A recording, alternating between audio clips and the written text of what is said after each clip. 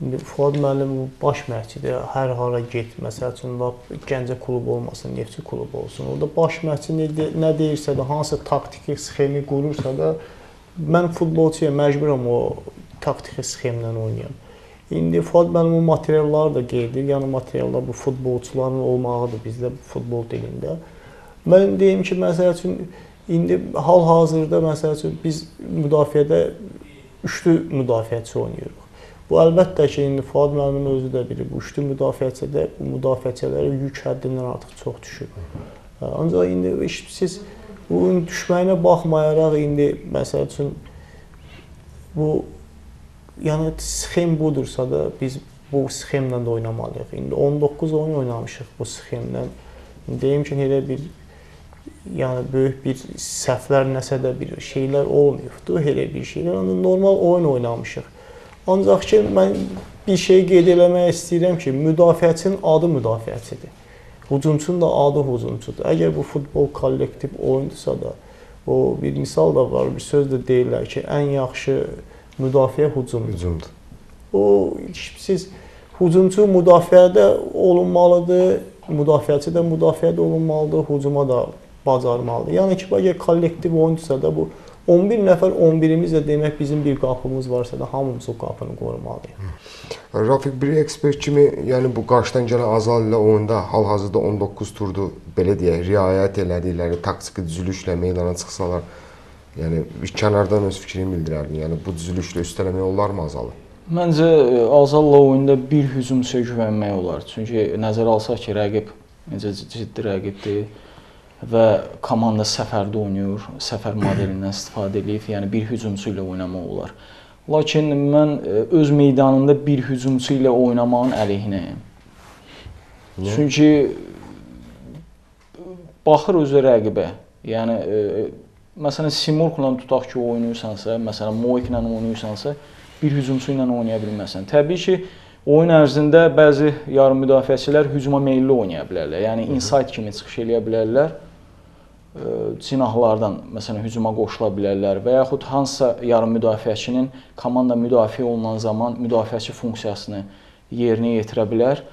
Amma mən elə başa düşürəm ki, yəni sırf Azalla oyuna gəldikdə bir hücumçu ilə oynamaq daha məqsədə uyğundur. Azal Futbol Klubunun məşqçisi Nazim Süleymanovla yəni telefon bağlantımız var. Mən istərdim bir neçə sual ünvanlandıram. Nazim müəllim, salamlayırıq sizi. İlk sualım sizə bu olacaq ki, Azal Futbol Klubunun qış fasiləsində təlim məşq toplantısı barədə məlumat verərdiniz bizlərə. Komanda təlim toplantısında biz deməli yanvar ayının 8-dən yarışmışdıq və legionerlər isə ayın 10-da gəldi. Bəli, birinci deyək ki, təlim məşq toplantısı Bakıda keçirdik. İkinci təlim məşq toplantısı Antalyada 18-dən ayın 1-nə qədər yanvarın. Və bizim planımızda 4 oyun keçirməkdir Antalyada. Biz deməli 4 oyuna keçirdik. Düzdür, komandada dəyişikliklər də oldu. Amma təlim məşq toplantısı keçirdik və çox gözəl, normal şəraitdə 4 oyun oynadıq və komandaya cəlb olunan oyuncuları da biz yoxladıq. Demək olar hardasa bir 10-12 futbolçu vardı ki, təzə oyunculardan yoxlayırdıq və onlardan 4-ünü götürdük. İndi hazırlıqda 3-cü mərhələni də Bakıda başlamışıq hazırlığa. Nazim müəllim, qarşıdan gələn 20-ci turda rəqibiniz olacaq Gəncə Futbol Klubu haqqında nə deyə bilərsiniz? Əlbəttə ki, Gəncə komandası çox gözəl komandadır. Biz birinci dövrədə 1-1 oynadıq səfərdə. İndi Gəncəni Bakıda qəbul edəcəyik. Əlbəttə bu çempionatını biz bölmürük ki, hansısa komanda güclümü, hansısa mı zəifmi. Gəncə komandası yaxşı komandadır. Biz hər bir oyuna çalışmaq lazımdır. 100% hazır olmaq lazımdır. Amma indi bizə də legionerlər 4 təzə oyuncu götürmüşük. 4 oyuncudan da hamısı da 100% hazır deyillər. Amma buna baxmayaraq biz çalışacağıq ki, onlar da hazır olsunlar. Həm də heyətlə baxsın, dəyişikliklər də ola bilər. olmaya bilər. Ona görə də bizim əlbəttə ki, istərik ki, öz halımızı Nazim müəllim, Gəncə Azal hansı komanda qalib gələcək? əlbəttə qarşıda olan komandanın şansların mən elə bir fikirləşirəm ki, şansı biz indi bu dəqiqə nə istəsən demək olar. Amma həmən günü ayın 12 fevralın saat 3-də kim hazır olacaqsa, deməli o güclü olacaq. O indi bu dəqiqə şansları bölmək düzgün deyil və kim yaxşı hazırlaşıbsa, kim necə deyərlər bu oyuna qarşı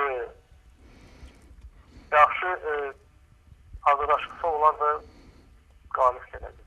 Fatma Nazim müəllim konkret açıqlamadı. Və siz nə deyə bilərsiniz? Mən də Nazim müəllimin fikri ilə yəni razılaşıram. Bu futbolda hər şey ola bilər.